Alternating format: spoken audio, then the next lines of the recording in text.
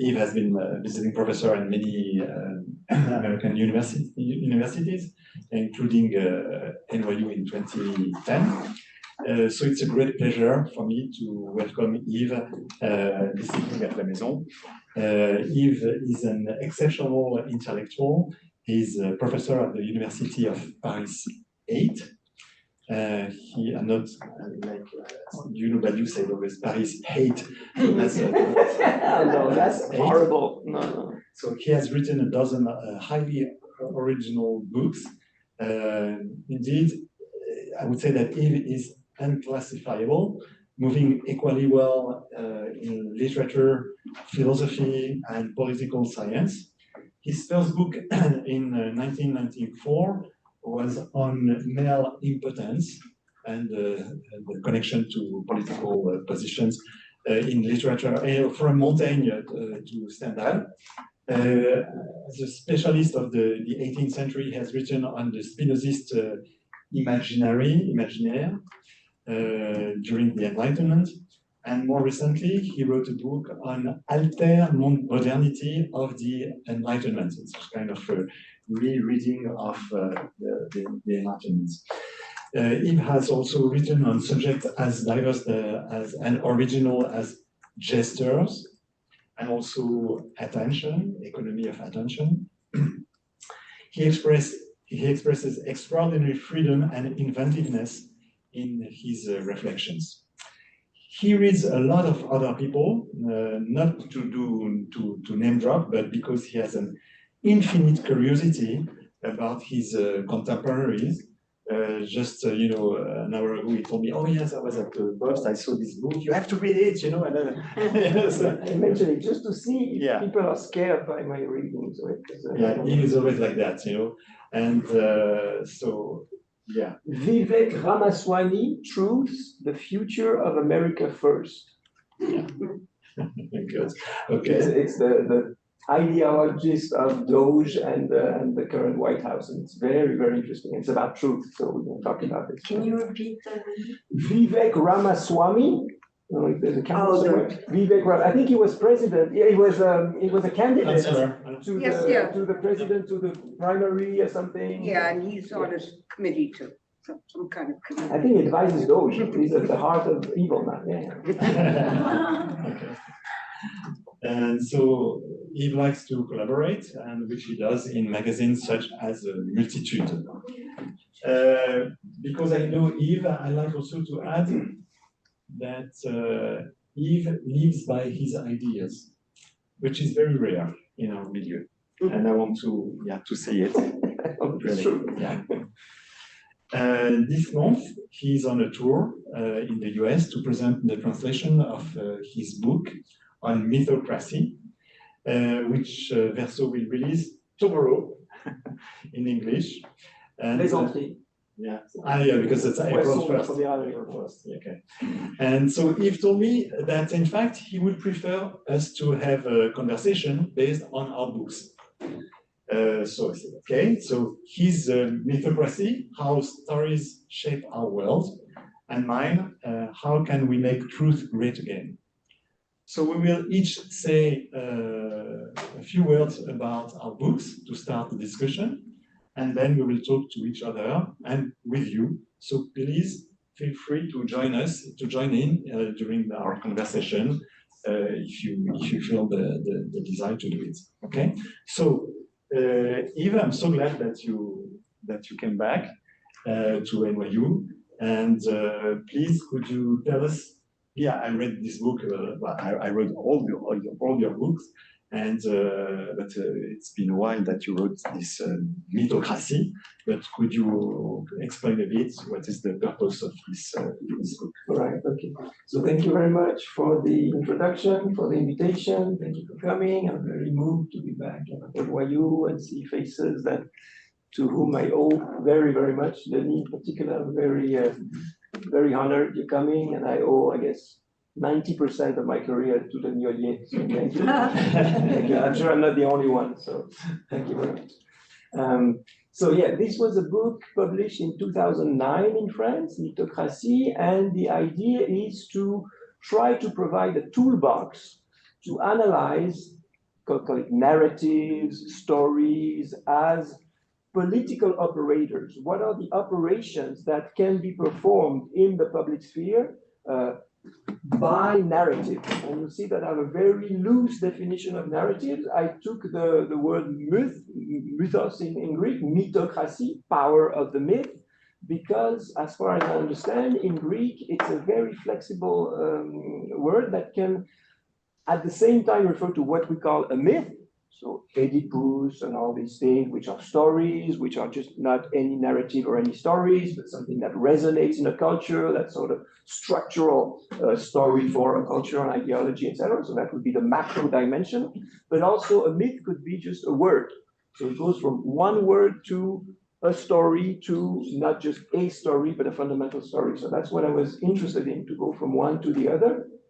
And basically, the idea of the book was to reuse what I had been told as a student and what I did at the beginning of my career, sort of narratology and study literary theory of what is a narrative and all that, mix it with Spinoza's political philosophy, with the thinking of the multitudes, the power of the multitudes, beliefs, desires, flows of beliefs and desires, and try to understand how we can distinguish from the potentia, la puissance of all of us insofar as our bodies and our minds can do things. So we have abilities, we have capacities, and we have individual capacities, we have collective capacities. That would be in Spinoza's terms, the potentia, la puissance. And then what we also call power in English, which would be le pouvoir, or potestas in Spinoza's, which would be a manner for the White House or people in power to capture our puissance, sort of centralize it, and then push it back on us to organize things, to mistreat us for plenty of good and bad reasons. So how do narratives or stories operate in this capture of the potentia multitudinis, of the power of the people, the capacities of the people, and how, in more mundane terms, what role can that play in electoral episodes in particular? And so the book is sort of a toolbox to try to analyze this. So the idea is, hopefully, having read the book, we can understand a little better what are the roles of stories in this. Just because I want to let you also present your book, but I go from analyzing the story itself, the narrative as a text or as a sequence of events, to what in French was called scénarisation. In English, I think in the translation, we translate by scripting. And the notion of scénarisation to me is more original than just telling stories, because it involves a context and context of operation. When I tell you a story, usually I have an idea of what effect is going to produce on you. Or I assume that if I'm a TV anchorman and I decide what will be on the news today at 8 o'clock in France, I don't know what it is here for CBS or whatever, I tell stories, and this will be maybe a debate among us. This is information, but I think that we cannot just speak of information. Any form of information is a narrative or contains a narrative. And so when I do this, I know that millions of people are going to watch the news, and the way I edit this piece of information with this one creates already some form of causal links, potential causal links, which to me enter in the definition of a story. And I know that it's going to influence how people are going to vote tomorrow or next year, etc. So what I'm interested in is not so much a formal analysis of what is a story, what is a narrative, but the social efficacy of us human exchanging with each other about causality. And that's the last word I will introduce, because to me, stories are transformers of causality, of causal relations. We understand the world and we can orientate ourselves in a world based on causal assumption, causal projection, causal intellections. A story is a way to concatenate, to make a chain of different events, and to help us understand or make us believe that there are causal relations between things that come one after the other. Maybe you know that Latin expression, post hoc ergo propter hoc, which means because it comes after, we think that it's the cause. I shouldn't say because. When it comes after, it is interpreted as caused by. So maybe I'll give you an example if you want later on. So Mythocracy, just to make it very short, is analyzing, trying to provide toolbox for analyzing how stories are important and narratives are important in political life. How do they operate? Not only by bringing or inducing causal relation in the spectators and the people's mind, but also how are these stories staged, scenarized, presented within media. And I've worked a lot on media after this book, and that's sort of the continuation of that. And just one more, sorry, I'm too long, but just one more thing. So the book was written in 2000, or published in 2009. I just corrected a few things, but very minor. And then I added an afterword, a very 50-page of afterword, focusing on the notion of conspiracy and conspiracy theory and what is being now analyzed in terms of conspiracy with anti-vax people, with QAnon, with deep state, with all these things. And to me, Mythocracy helps us understand the power of conspiracies, and also, I would say, the inescapability of conspiracies. I think that politics is conspiracy, and we just have to be aware of that and to try to see how dangerous it is, but how unavoidable it is also in a way. And that's provocative and that's complicated to defend, but maybe we'll try, and that might be one of the disagreement or one of the conversation. And I think Okay, thank you very much, Yves. So, well, very quickly, just to talk about this book entitled "Can We Make Truth Great Again?"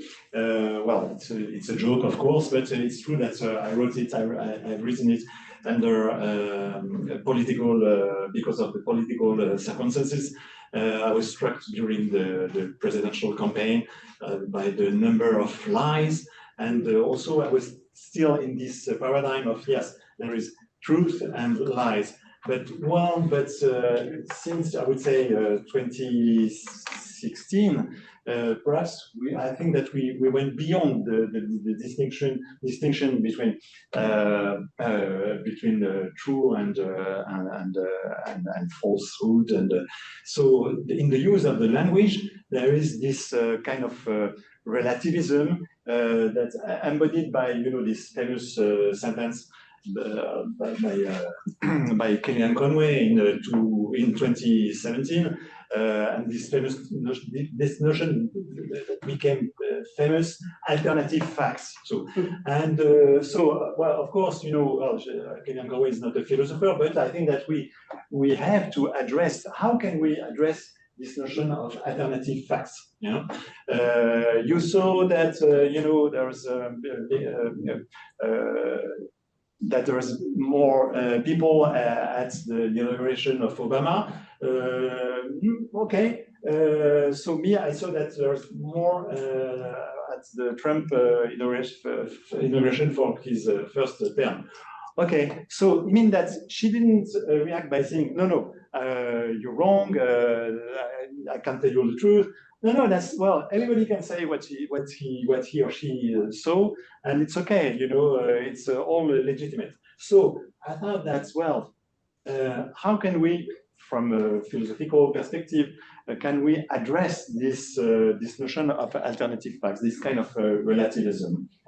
And also, well, we had this constant fake news spread by the one who condemned the fake news. That is the main propagator of this lies. So what does it mean, fake? Well, and then you refer to ancient Greece and this notion of simulacra. Okay, it's as if it's true, it's the appearance of truth. And so, yes, I thought that we have now to analyze this new use of language the fact that the language is totally disconnected from objective truth, sometimes a crazy language, and we are in this era of what has been called in 2016 post-truth, this notion that entered in the Oxford dictionary at that time, meaning that now you have the president who can say, you know, oh, Zelensky was a dictator. 2 days later, say, oh, did I say that? Oh, you believe it? No? Okay, so you try to react, you try to have an argument, but well, it vanished immediately because you don't know exactly if it was serious, it was second degree, and so there is a new use of language. And so, of course, as Yves just said, there are narratives, but I think that, well, storytelling is a thing. Christian Salmon wrote this famous book about storytelling and how to shape our mind, and also there is the narratology. Ricoeur wrote about the narrative, but I think that's where we're in the area that goes beyond that with this. Well, it has also been called bullshitting. You know, Harry Frankfurt at that time, and the way, you know, your language is completely disconnected to reality. Yeah? That's yes, you can stage, you can use a narrative. The most important is the effect, the effect of the assertion, of the affirmation, of the declaration, and so this use of language could be referred to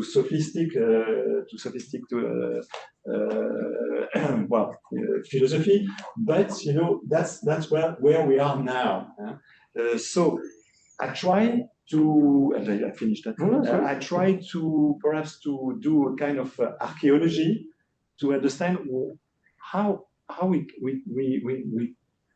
is it possible that we are now in this kind of simulacra that perhaps is connected to something that we praised during the last 50 years. And I try to understand beyond the political, you know, attitude of today. I try to see not only on the right wing, but also, you know, from the left, how this relativism became so pregnant, so important, so it's so powerful, and so that's, you know, that's why I came back to the Nietzscheism in France and the French theory, and not to adopt a reactionary attitude to say, well, you know, that was, you know, completely crazy, and now we have to come back to the bon sens, you know, like many of you know, Kantian philosopher in France, or Antoine Compagnon, blah blah blah. You know, no, just to say that, well, we have to admit that deconstruction, you know, was important, but perhaps we change times, and we have to find new ways to address this constant bullshitting. Yeah? So yeah, that's the purpose of my book, and perhaps also to have some proposal to make truth great again, well, to have a new concern for truth, and how can we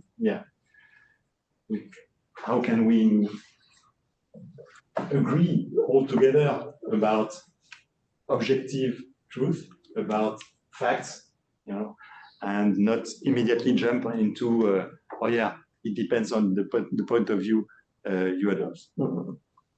So now we can start the discussion and the debate. Yeah. So I don't know if you have a question, or I could go back to this. Yeah.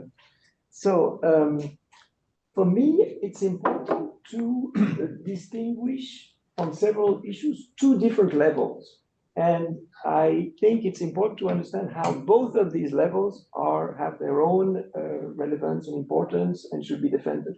The first one is the one you spend a lot of attention on, which is to distinguish fake news, lies, bullshit, etc., from factual assertions, things that we know refer to a reality that can be documented, sourced, etc., etc.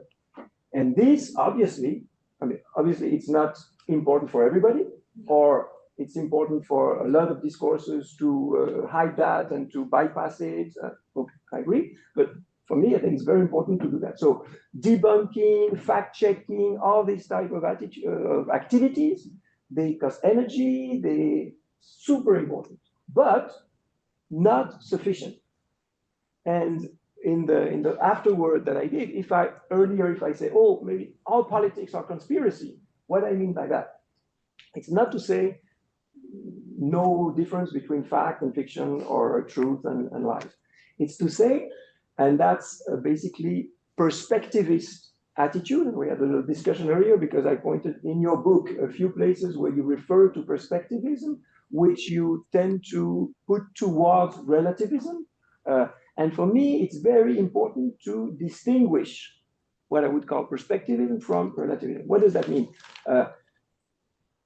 We are looking at events, facts that happen. So we forget about fake news and there's something just, you name, maybe we can play the game. You name something that happened and we agree that it happened.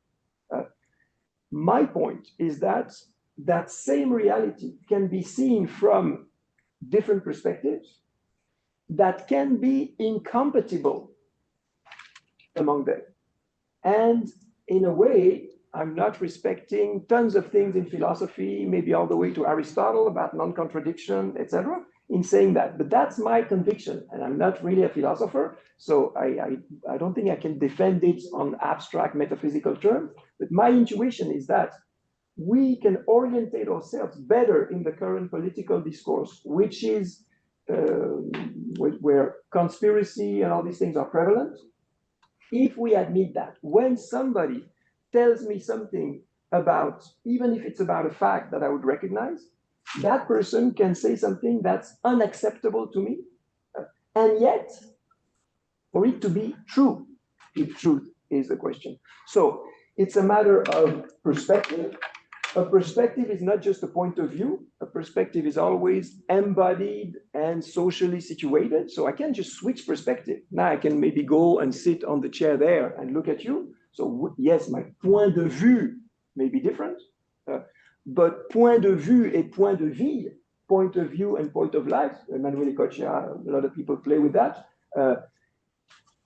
They're associated. I mean, I can't get out of my body, get out of my social positions. And the fact that something like les Gilets jaunes, something like the Trump government, something like all the things we hear will be seen conflictually differently from different perspectives, and that each of these perspectives, I assume, may have some rationality in defending their vision. And when you take into account the second layer, which is not factuality, but I would call it relevance, what is relevant for us, and us is always a limited us, it's not us, all of us together, it's a limited us, then I think that it's less clear to speak about truth because there are many truths and some of them are incompatible. I don't know if you would agree with that, if what I'm saying is totally obvious, and or up to where you would go and where you wouldn't go. Yeah, of course, I agree with this perspectivism, and I think that while you work on Montaigne's work, and you could say that Montaigne is also a perspectivist. Okay, so it's okay to about when Montaigne talk about the conquest, you know, of Latin America. Okay, so that's not exactly the same. When he also talk about these cannibals and who came so that's a way of reversing perspectives, and it makes us understand that yes, the discovery of America is not really a discovery, etc. So okay, yeah, I totally agree with that. my concern is the fact that, the notion of alternative facts,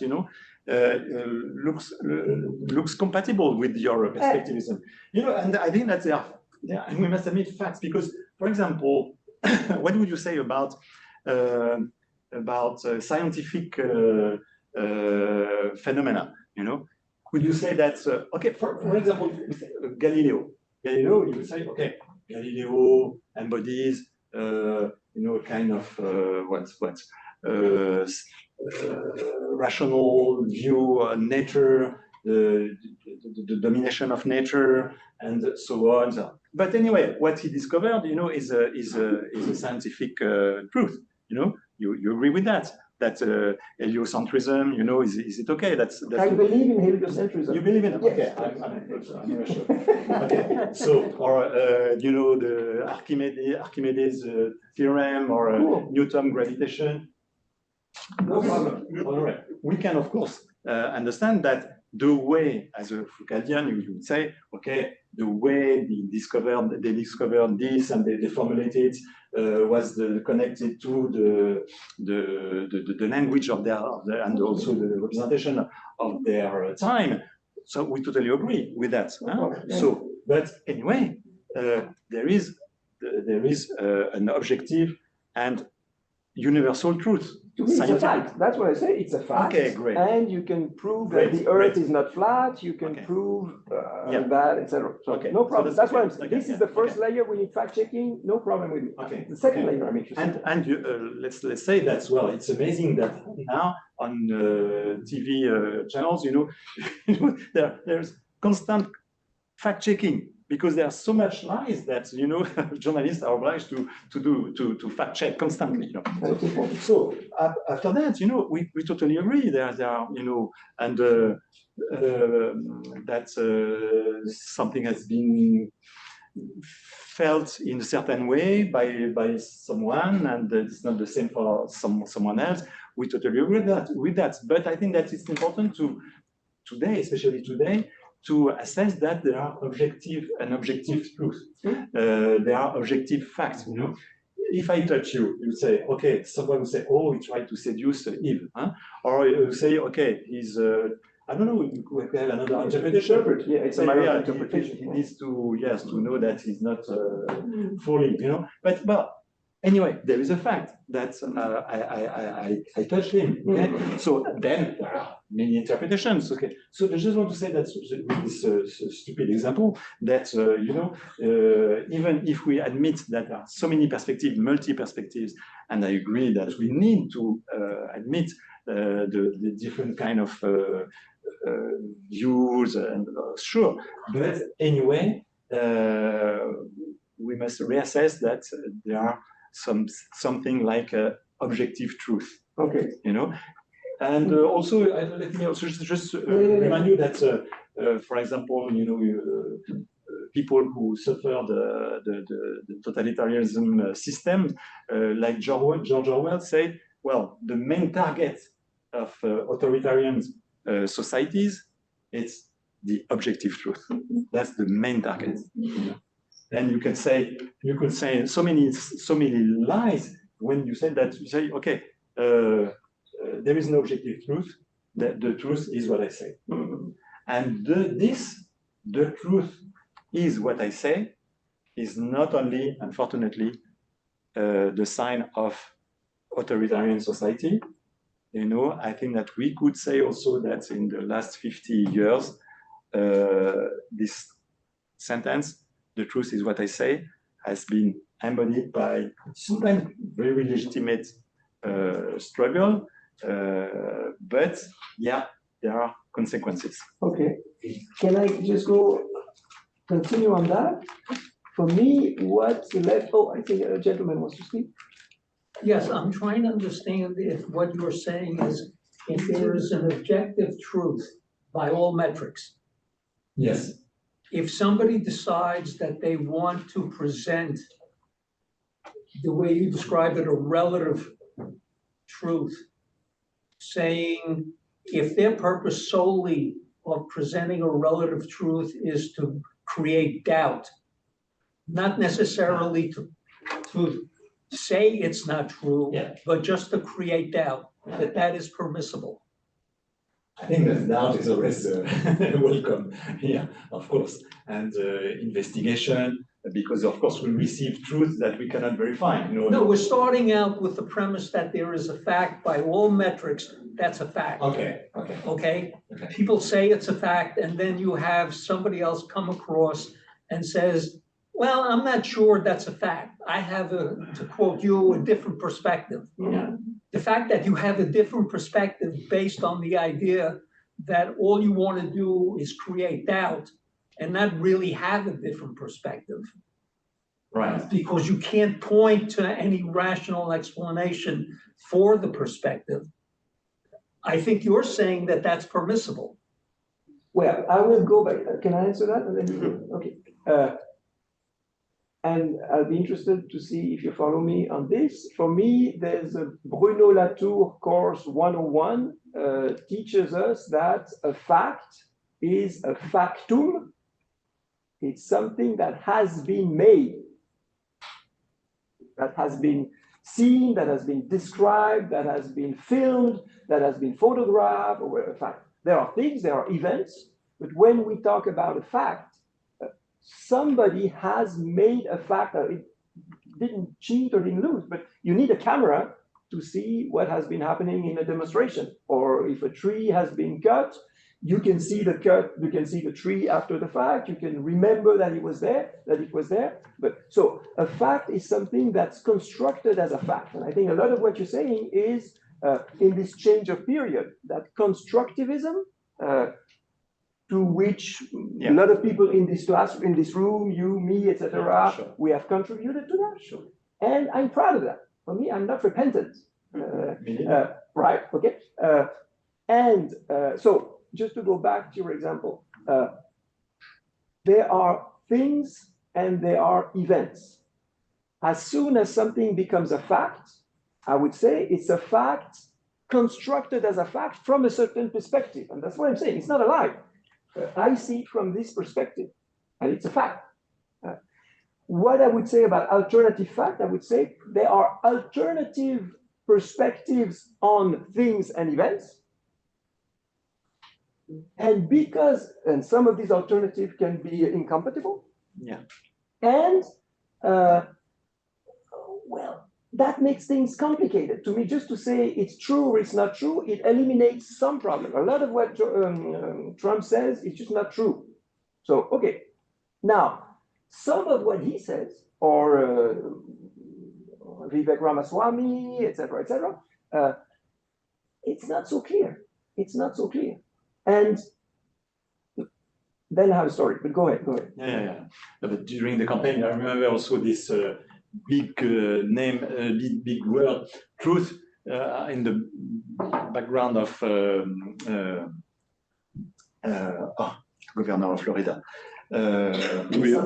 DeSantis, yeah, he talked with this big truth behind him, So, and truth, but what is truth? This is family, truth, true family, true values. So that's not the same level, because yes, there's the level of objective facts, and there's the level of values, moral values, ideological values, and you can say, yeah, but that's ideology. Okay, so let's go to that then. Yeah. You didn't finish. No, finish. There will be two questions from here. Well, François, can we just get back to the alternative facts idea? That was a bad faith argument, wasn't it? Okay. When Kellyanne Conway said, "Well, Donald Trump just believes in alternative facts," that was not a good faith argument. So, doesn't the intention of the speaker have an impact on the dynamic that you're trying to describe? Yeah, that's so interesting. Yeah. No, but because there are so many other examples. Like you say Asian people, they eat cats and dogs. Okay, so verification? No, that was a lie. Well, the J.D. Vance say, "Oh, okay, we invented stories." So we assume that, in fact, yeah, he invented that. Right. That's unbelievable, And but he said, yeah, it's in the name of a superior truth. The superior truth is to say, yeah, foreigners are dangerous. It's a kind of anti-immigrant argument, So that's the other level. Absolutely. Yeah. Yeah. So, but I think that we must say, yeah, that's a lie. It's not true. It never happened. Okay. Okay. Now That's why it's important to praise the objective truth. Right. But what I'm saying in the afterword is that there are at least two definitions of truth. And one of them we discuss now. So factual, referenceable, sourceable, etc., etc. Great. I qualify this as a punctual definition of truth. And that's what we do when we do fact checking. We can count the people who were at the White House inauguration with a video camera. I'm sure there are plenty of camera. We can count, and then we can count Obama, and we can compare. So that's a fact. Okay, good. So that's fact checking. That's a punctual definition of truth. Yeah. But I think there's something else that I don't see people realize enough, which is that there is at least one other definition of truth, which I refer as the big picture. And you can talk about interpretation, you can talk about values, you can find ideology, use the word ideology. For me, it's very important to rethink ideology. And I would present ideology as the big picture that within which punctual facts make sense or don't make sense. And my understanding of a lot of things that is disqualified for good reasons as conspiracy, and for good reason, because a lot of it is not factual in the punctual sense, is politically powerful because it fits within a big picture, within an ideology, and we need ideology, and we need a big picture. And let me just finish this. And in a big picture, the component of the big pictures are always simplifications. They are always interpretation. They are always fact in the sense of produced, of fabricated, not fabricated in the sense of wrong, but elaborated, constructed. And let me just finish this. So for me, when I talked about perspectives and being the same thing as ideologies, being the same thing as big pictures, how to try to undo what the White House is doing now and what brought it to power? Yes, to show that this assertion of a punctual fact is not accurate, it's a lie, it's one way to do it. I don't think that's so efficient because we've been doing fact checking for years and years, and I don't think it has much of traction on reality.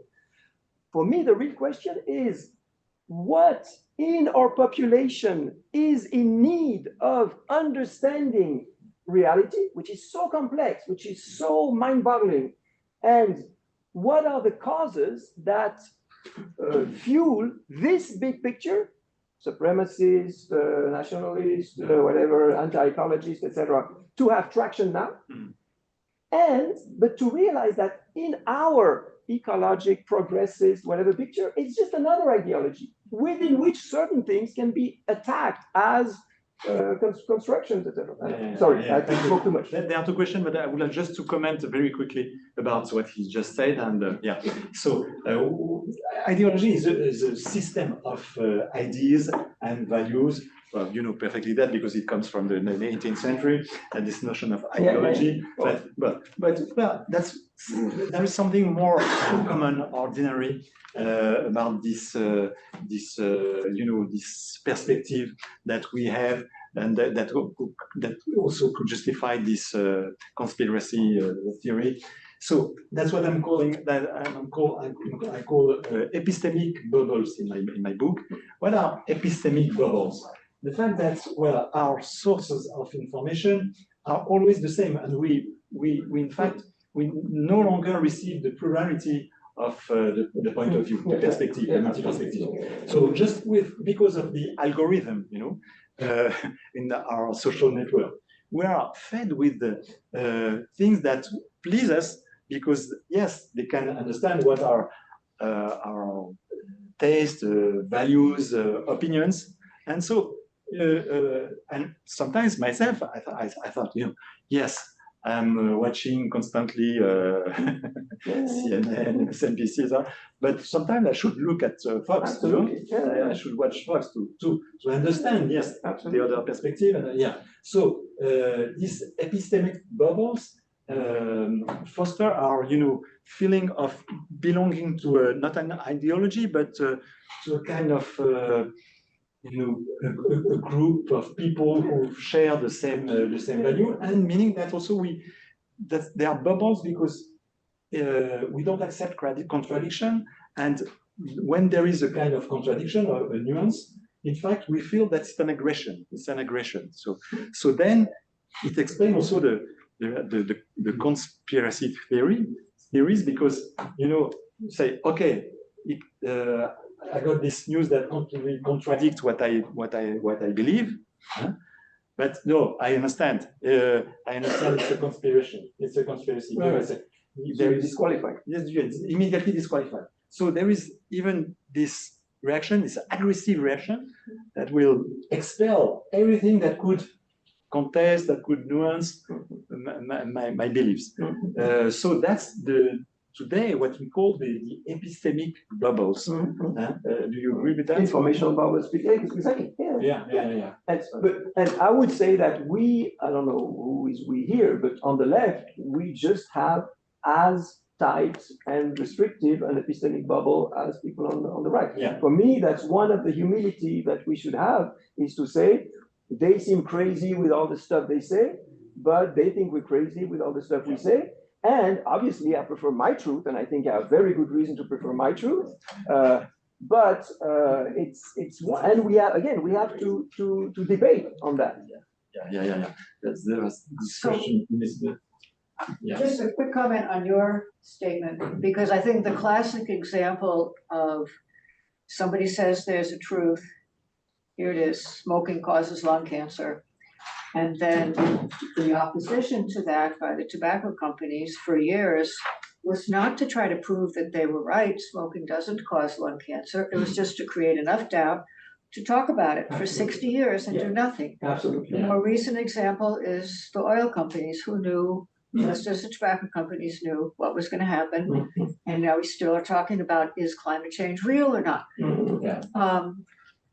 But I'd like to know where you think, two things, where you think when you repeat a lie often enough, immigrants are criminals and rapists. A certain large percentage of people believe it, only because you have repeated the lie as so many times.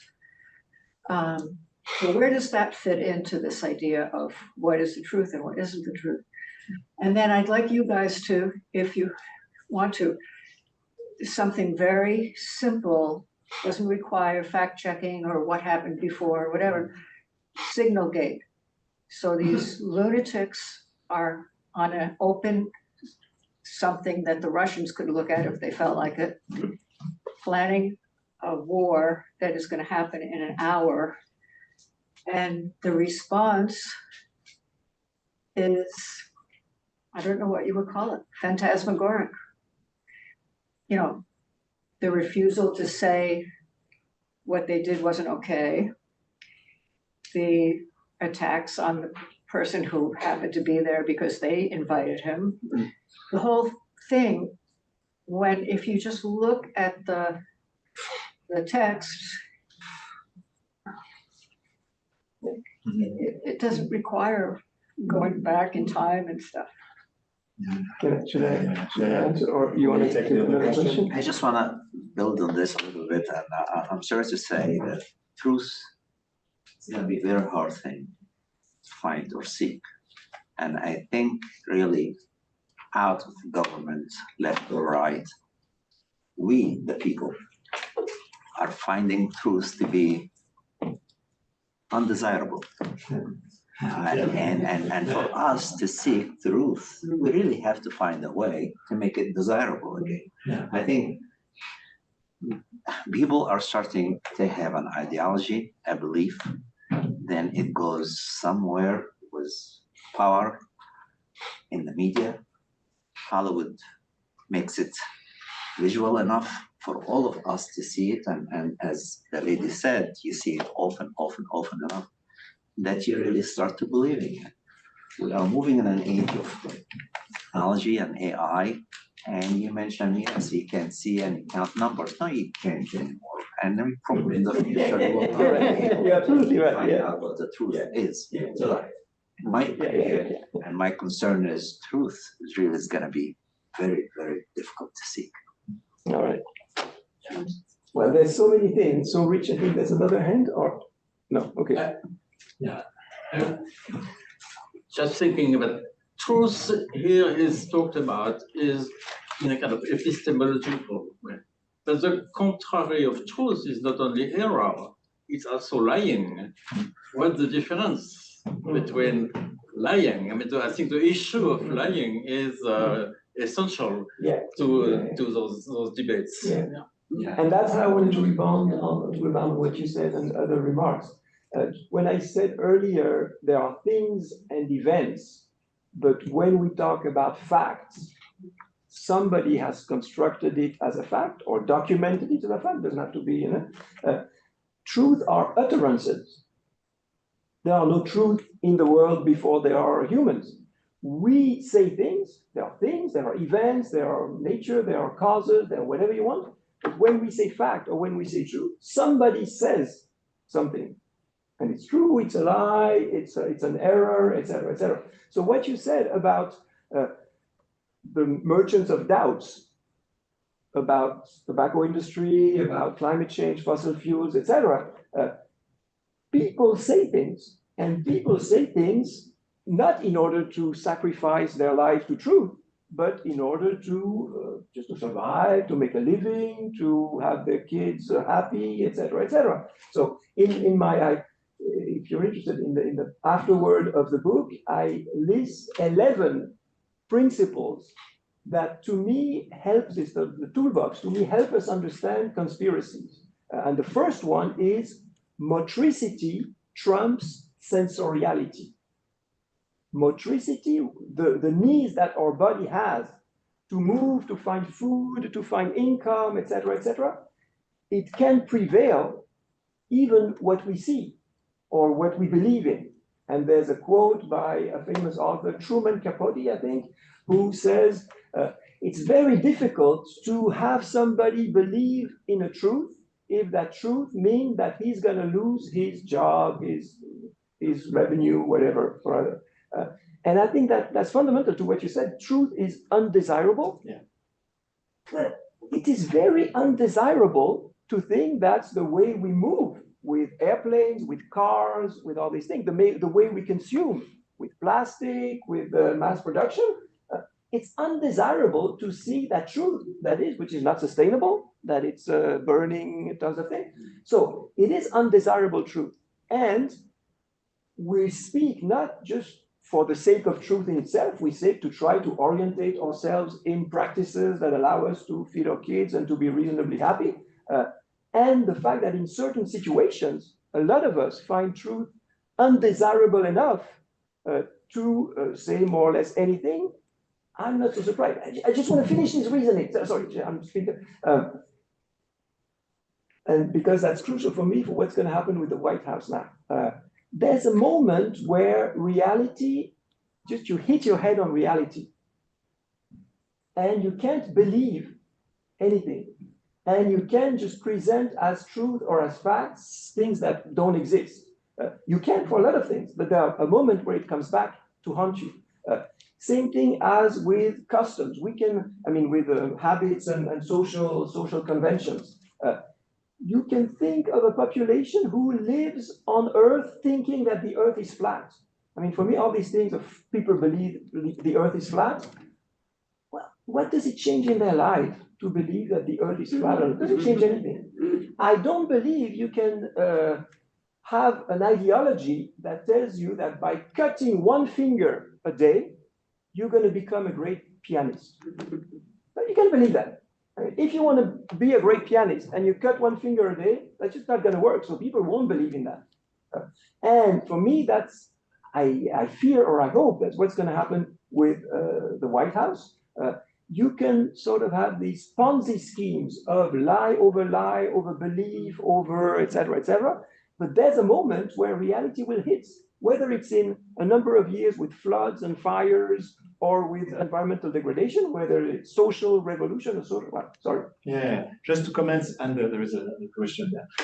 Just a comment about what you said. So that I think it's the main topic today. How can we make truth desirable again? Because of course we know that many times, the truth is undesirable. You don't want to know when you will die. You don't want to know exactly what is the cause of your pain. So yeah, it makes me think of this sentence by Peggy. Peggy who said, Les Cahiers de la Quinzaine, I want to say the truth, only the truth, but the boring truth, the stupid truth, because yeah, we don't care. We prefer, so that would be perhaps a disagreement between us. We prefer stories. We prefer, good myth, good staging of a narrative. And if the truth doesn't fit with the narrative, we reject the truth.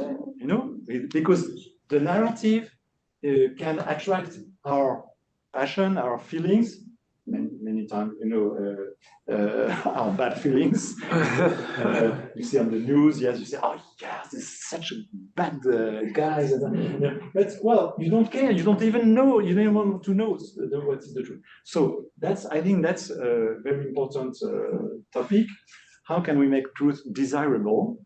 And also, how can we make people not desire not to know? I mean, the desire for knowledge, the desire for truth, that's something very important. So I have some proposal in my book, but I don't want to monopolize the speech. And there is a question coming from there. Yeah, and Emily. Yes, because your last answer sort of summarizes two themes I wanted to go into. First one's great that you quoted Peggy, because that's where I wanted to go. You said that we no longer receive information from various sources, that we live in sort of information bubbles. But I was wondering if it had not been the case since at least 2 centuries. I'm not sure a reader of Action Française would read L'Humanité every day just to know what the opposite camp would think. So my question is rather what kind of, how this particular relationship to opposition, conflict, and ideologies and parties in the end, how does this feature characterize more broadly modern politics? Since when? Well, since the French Revolution or since the religious wars? I'm really not sure. And my second question was, well, you mentioned Spinoza, and you went more into the direction of the theological political treaty, I think, but what about ethics? And what are precisely, have you studied or have you encountered some studies dealing with the affective politics that lie behind, not at the level of the producers of truth, untruth, but at the level of the receivers? Absolutely. What is this affective politics? I mean, what are the effects involved in terms of, I don't know, or it can be also a Nietzschean concept, the feeling of power, for example, is something that matters in the reception of this news. Are you feeling empowered, or on the contrary, what is the source of this pleasure or absence of pleasure in the reception and consuming of news? Right. Yeah, I'd like to answer just about the first question. You cannot deny that with the social networks, it became worse and worse. I mean, the fact that the epistemic bubbles, you are constantly fed by, yes, this algorithm. It's hard to quantify. I'm not sure a communist militant in the 70s would be fed with more various. This was ideology. This was ideology. It was a system of representation that you can see the world through the lens of communism, for example. And especially coming from the totalitarian systems. But we are not in a totalitarian system. There is no La Pravda. Say the journal would say La Pravda means the truth, okay? And we know that it was constant lies.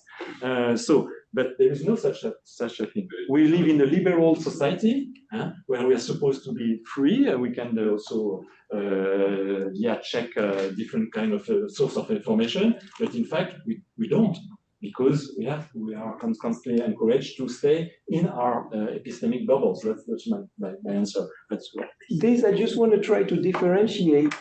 So I think you're right fundamentally that these epistemic bubbles or informational bubbles, they've always been there in different form, whether it's because your village, you just know your village and you don't know what's happening on the other side of the world. So for many reasons, I think you're absolutely right. I would just make a distinction closer to a period between the 1990s internet and platform capitalism after 2005, 2010. And this, I think it's very important to understand that there is, now we do have a technical possibility of, the word I use for that is autonomedia. In 50 years ago, you had a few television stations or radio or whatever, or New York Times, who would broadcast. So you have a center and you concentrate the news and then everybody watches that. With the internet and with smartphones, somebody's beaten up by the police on the street, you can film it and millions of people receive it, etc. So this, I think it's totally unique. At the scale, it was affecting the village. In the village, you can talk. You can see something and you tell your neighbor who tells your neighbor, etc., etc. But at the global scale, the fact that we all can become television stations and that technically everybody can watch what I'm broadcasting, this is new. Now, what did platform capitalism do to that? Precisely to commodify attention, to finance the media through the commodification of attention, hence to favor certain types of effects that are more grasping or gripping, I don't know what you say. And then there's another logic. It's both, to me, we have to distinguish the technological empowerment, autonomedia, and the economic restriction to this. One, the technology makes it multi-perspectivist, realist, I mean, really multi-perspectivist, and the other one trumps again or restricts the multi-perspectivism thing. That would be one thing. Now, if I can just go, oh no, sorry. Well, I don't want to cut Yves off, but I had a couple of practical questions. One is, it seems that the issue of the evidentiary, which is so important to the rule of law, which you haven't talked about, is really one area where activism is potentially very important, especially given that if contracts are empty, if they have, or if there is no status given to evidence in trying to do business deals, let's take it on their terms. Eventually that can cause real problems. If there's no consensus about what is a truth in the sense of an evidentiary that you can prove in a court of law, and I put that as a special condition around this. It's not truth in the abstract, because we know that truth within the law is subject to how well it's defended. But it is something I think it could be heading for a crash course or a collision course for the Trumpist mode of mythocracy. And the second little point to me about, François, you referred en passant to, a certain post-deconstructionist culture of relativism, but it's really something that narrative elides, which is critique and the importance of critical intelligence. And maybe that's not desirable anymore. I mean, certainly the backlash against a certain kind of critical culture in the humanities especially is all around us. But I think that needs defending again. For sure. Yeah. Answer first, because I've got to go back to what Emily said, but if you want to go first. Just give you an example, and I totally agree with you, and I think that's one of the tool to make truth desirable again is, yes, to foster critical theory, and it's so important. And I think that we share this goal in the department for sure. But just to come back to deconstruction or postmodernism and all this, this moment of French thought, I think it's very symptomatic that Lyotard, in his philosophic book, Le Différent, understood that, that perhaps postmodernism went too far, and he asked, what about if everything is a narrative? What about Faurisson and concentration camps and negationism? How can we address that if we don't have a common ground of saying, yes, these are facts, there is investigation, and if it's just a matter of language, and I think it's very symptomatic that at the end, yes, there is this this worry about the consequences of this, deconstruction or postmodernism, even if it's not the same. I go too fast, of course. But he says precisely, sorry, I just want to answer to Emily and then, sorry. But he says, we have a différent. Yeah. And when I talk about multi-perspectivism, it's exactly what's in there in the différent. And we have to live with différent. We can just deny them. But what do? We are at a loss, but we have to. Now, just 2 points. Sorry, 2 points on Emily, because I think they're very, very important. So, what is evidentiary? What is the evidentiary and the value of contracts? When a president wants to disqualify what the previous president had signed as grace for convicts on the basis that it was signed by Autopen. I don't know if you saw that story. Did you see that story? That was so great. I think that's why these guys winning. They have such an imagination. I mean, c'est l'imagination, pouvoir. It's exactly that. They're so brilliant. We're so dumb. We're just so conservative and so factual. And we believe that's enough. The fact to say, oh, something I don't like. Yes, it's been signed. There's evidence. It's contractual. The Constitution, whatever. To think what could disqualify that. And what he does, to me, it's very much a literary perspective. It's a meta movement. So you have a reflect. How can I locate myself on another level of interpretation and criticize something that everybody takes for granted? If at the president's signature, it's okay. No, maybe it was Autopen, which is particularly funny because at the same time, Elon Musk wants to automatize everything. I mean, AI, you just automatize any form of intelligence, but you criticize, so you're not consistent. But so for me, that just says something about how fragile everything is, in particular with the law. You just elect guys at the Supreme Court and they interpret and they can, I'm very much a Stanley Fish follower in this, that yes, there are laws. The fact is the Constitution says that, the law says that, but first there are interpretive communities and interpretation, and you can interpret the same thing in totally contrary. And second thing, critical intelligence. Well, when I study these conspiracy things, to me, conspiracy believers are not gullible. I don't think they're gullible. I don't think, if you look a little bit in the detail of, in France at least, we say, oh, look at these stupid Americans, 30% of the American population think the earth is flat. I don't believe that at all, that 30%. When you look at the details of fine tuning, you see that maybe 5% or less say that. But again, they say it. I don't know what they believe. They say it. Maybe they just say it to piss off the idiots who ask them if the earth is flat. Oh, there's so many reasons to say something. And for me, all these QAnon conspiracy sphere, it's more interesting to interpret them in terms of disbelief than in terms of belief. They are hypercritical. So I understand what you said, and I agree with that. We have to work on what it is to be critical, but we have to work on what it is to be hypercritical. And then it's back to Deleuze, la croyance. Just one of the problems is belief. And sorry.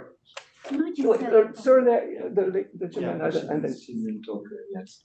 I just have a question, and the difficulty I'm having is that you're saying that interpreting truth, and I think this is a semantic problem. You're characterizing things that are interpreted through ideology as a truth if it is different from the objective truth. And that's where my problem lies.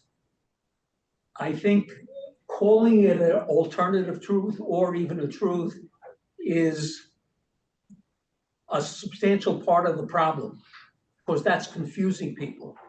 If you stick to the calling the objective truth the truth, and you want to say that's your interpretation, that's your ideology, that's fine.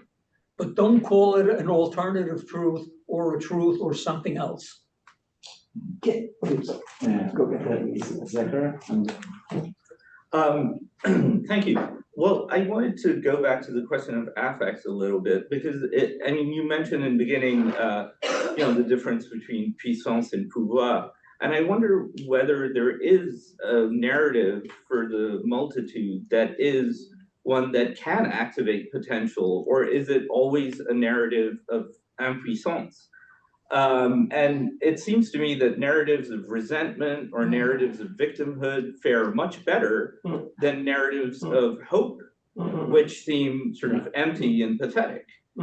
So what is it about is it something endemic to myth or to the kind of storytelling that you see at the heart of politics that makes it more productive when it comes to this negative affect? And just one remark and one point. So the question for François about your title, when you say again, when was truth great? And the final thing is, during Plato's time. Was it? No, I mean, if it had been, then we wouldn't have needed Socrates. Right? I mean, and just the last thing you said, everybody's in an epistemic bubble. Sure, but our bubble is better than theirs. I mean, you have to believe that. You have to. I mean, we may not be right, but they're definitely wrong. So it's important, and perhaps we'll go back to your question. Please. Look, last week I met a man, and he was an anaesthetist. Now, I would have thought that a man in that position would be intelligent. He told me that he had the facts, and I was emotional because he was a Trumpian. I could not believe it. I just had to walk away because I just thought it was just absurd that somebody in that position could be, in my opinion, stupid. So they're not all low class, for sure, that follow Trump. No, that's why I think you should read And what about the Bible? Ramaswamy. What about the Bible? People that have believed things in the Bible, that was a conspiracy, wasn't it, as well? People believe things in the Bible, and obviously the virgin birth, could that be possible? I mean, this has been for years and years, so it's not only now. That's where it becomes interesting, because that hasn't been solved, as you said, in a number of years. Sorry, go ahead. You had a question on the truth. But I would like to answer, in fact, to the first question that's perhaps more relevant for you about affect, because it's also Spinozist question about how to distinguish good or bad passion. That's the one who makes you more powerful or not. And that's what I try to show in my book, that I think that it's not to make truth desirable again, but it's to see how the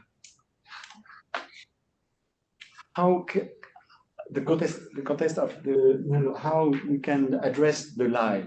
And I think that's, of course, there is a rational way to say, that's stupid. I can prove that it's completely irrelevant. But I think that there is a feeling that is indignation, the fact that we are outraged when we see something is a lie, or is untrue. And I think that's the first step, perhaps, of the desire for truth. Because in fact, things in the world are not by themselves, they are not true or untrue. That it's only when someone would tell you, "Oh, I saw this," and you say, "No, that's a lie." That just you're outraged, you feel that you have to say, no, that's a lie, meaning that you have the notion of truth by saying it's a lie. You know, you wouldn't say, oh, it's true or it's untrue. You know, but then someone would deny something so obvious for you because you saw that it happened. You know, so, you know, I don't know, you are on the street, a woman has been beaten. Suddenly say, oh, no, nothing happened. You say, no, I saw it. It's a lie. And then suddenly, yeah, the truth is emerging because you feel the need of saying, I know what was true, you know. And I think this is a kind of feeling that can make, you know, truth, I don't know, desirable, but involve again.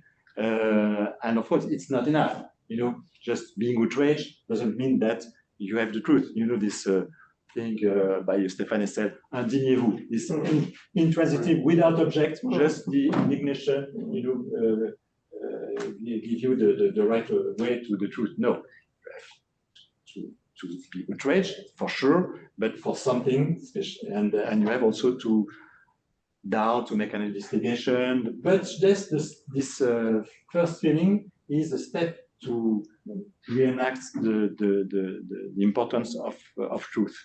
But perhaps about Spinoza's affects you have. Well, I want to say something about affects, and maybe if we have time to go back to the gentleman, but about affects, the more it goes, I love Spinoza, and I dived in Spinoza, spent months and years, and I loved it, and it's great, and everybody should swim in the swimming pool. But one thing that I think is there in Spinoza, in fluctuatio animi, sort of an instability of affects, but which I would rather call a bifaciality of affects. I think the same motivation that you can see as sort of accusatory, negative, something we don't like, you can look at the same thing and say that there is a hope for something that is not there, that is expressed by this hate, by this negativity, and I think the way we describe affects is very important, and again, it's very political, because we could say all these idiots voting for this idiot, they're all gullible, and they're all racist, and they're all whatever we say all the time. But I think you can look at the same reality and say, what are they missing? And the fact that they are against it implicitly is based on the fact that they would like something, that they have a desire, a positive desire, that they have a love for something, which we see as a hate for something. And I think, and I'm not saying everything is love, you're not as Christian as I am, but I'm not saying everybody loves each other, et cetera, et cetera. But I think to try to do this turning around, it is interesting. And for me, it goes back to Jacques Rancière, Égalité des intelligences. I don't think I'm more intelligent than Trump or the people who vote for Trump. I think to me, to be on the left and to be progressive, it's to say that to stick to that égalité des intelligences, and therefore to try to understand what can bring somebody for reasons, good reasons, bad reasons, illusory reasons, whatever, but there are reasons why intelligent people do this, and that means to say to me, yes, it comes out as hate, and it's terrible, and it produces terrible effects, but there's another side, especially that we on the left could address in the other face of that hate thing. I think. I don't know how. Even Rancière would say that they're stultified. Yeah. So there's a body of intelligence, but they're stultified. Right. Yeah. I'm not denying clearly. Yeah. That's what you were saying. If you repeated the same message, which we're stultified, so yeah, but they're wrong. We are. Well, we don't know that. It's ridiculous. Yes. Thank you. You talked in the beginning about the impact or the effect of all these untrue or other truths or whatever, fake news, etc., on the audience.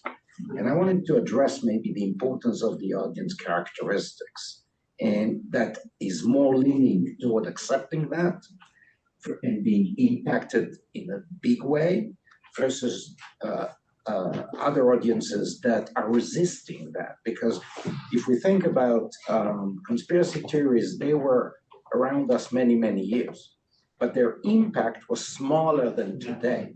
And I know there's media, etc., and you can say it's X or whatever, and social, etc.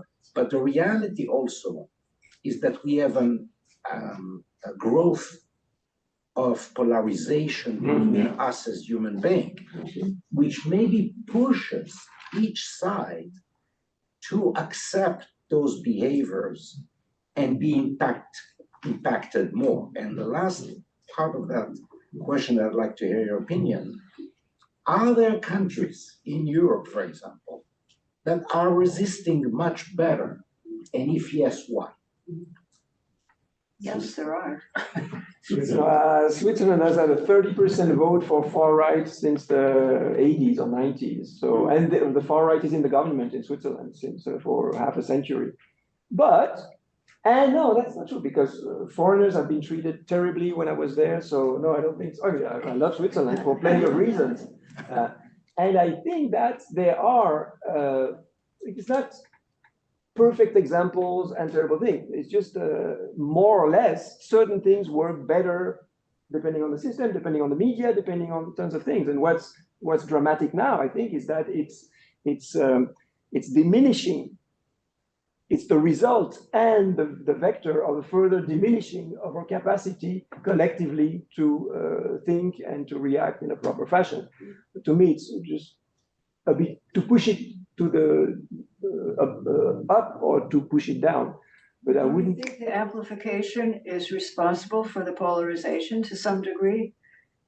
Well, I have a formula for this. Wait, attention extractivism and affective attractivism diminishes multi-perspectivism. That's it. Okay, read the book. So the idea is attention extractivism. That's what I was referring to earlier with platform capitalism. The fact that it works. I mean, an image, a tale, a sound circulates and circulates more widely insofar as it attracts attention, because attention can be sold and fuel the media. Affective attractivism is the same thing. The more affectively impacting, you talk about impact, the more affective impact it has, the more attraction it is. So one plus the other diminishes multi-perspectivism. And my next project is about multi-perspectivism, because for me, that's the coefficient of sanity in the coming society, because we have to be multicultural. So we have to face différents all the time.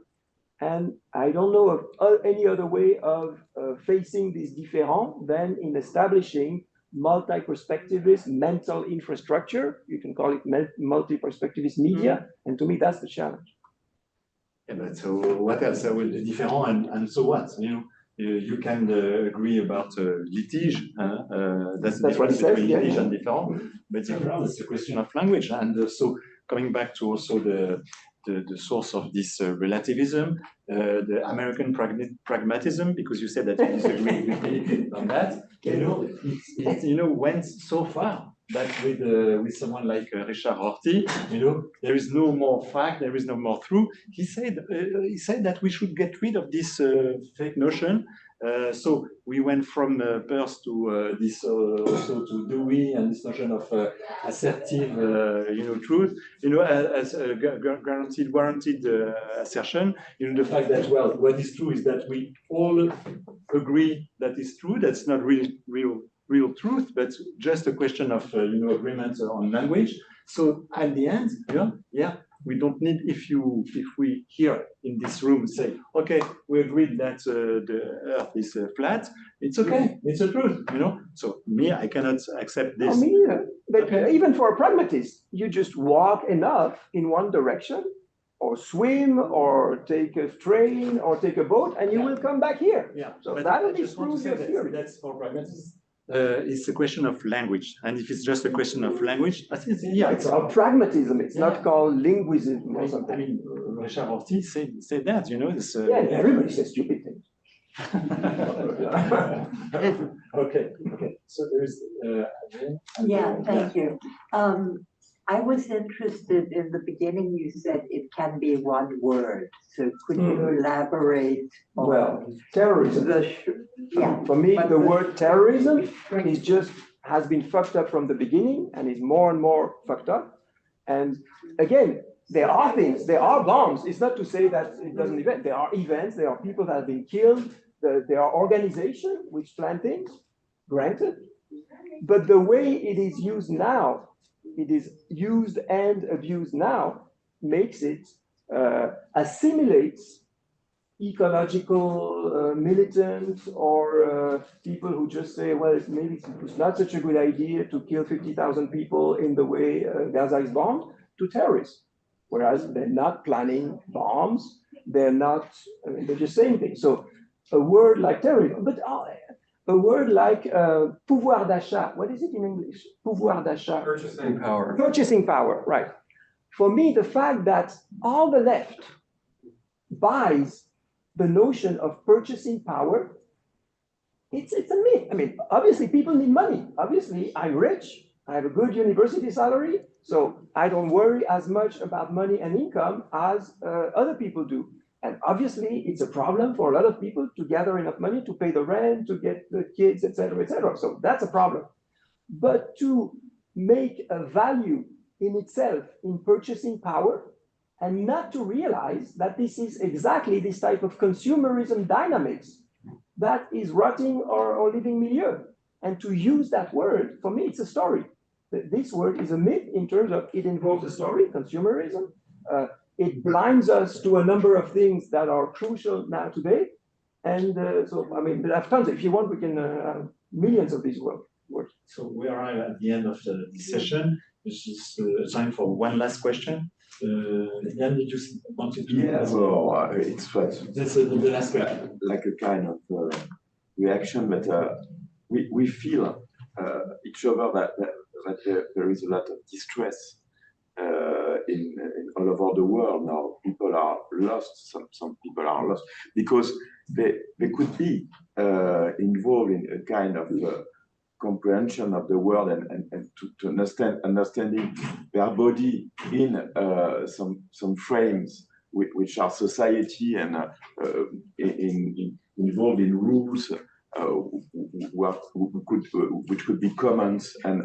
But now there is not that sentiment. And you mentioned the pragmatism, and I think this is the idea of experience that was truth you mentioned, because I think this idea of being involved as an artist, I'm involved in a lot of reflection about participative way. How could I share ideas, but how could I could be myself be a tool of that kind of understanding of the world? Because, as you said, I feel very